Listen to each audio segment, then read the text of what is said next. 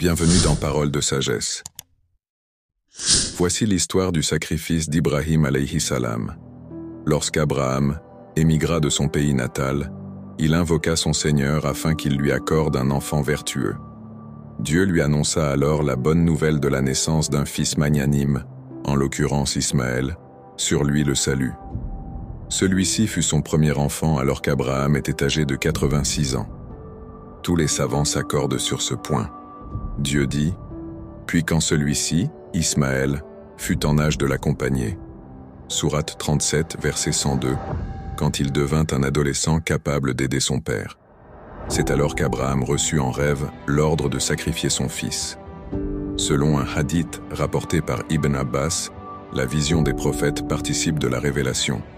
En lui ordonnant de sacrifier son fils, Dieu met Ibrahim, son ami intime, à l'épreuve.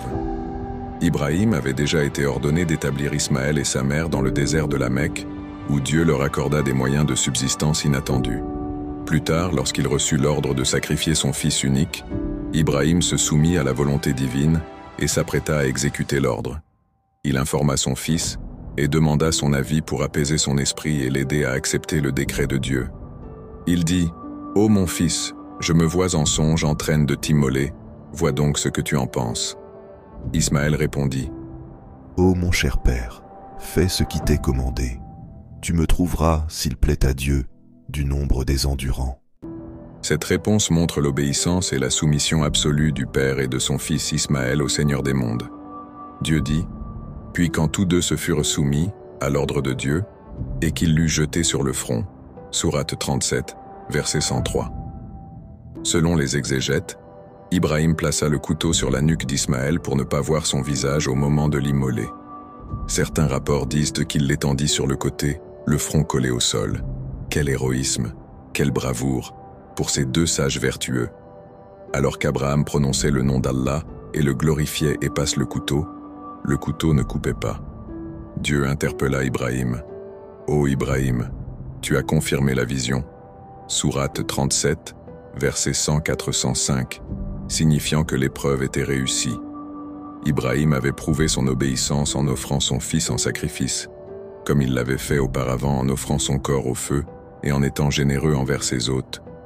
Dieu dit, « C'était là certes une épreuve manifeste, et nous le rachetâmes d'une immolation généreuse. » Sourate 37, versets 106-107, en remplaçant le sacrifice par un bélier.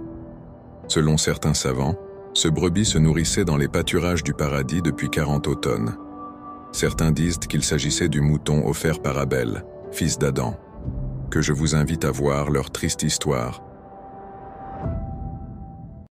Cette fête est une occasion de renforcer les liens familiaux et communautaires, de pratiquer la gratitude envers Dieu et de manifester la compassion envers les personnes dans le besoin.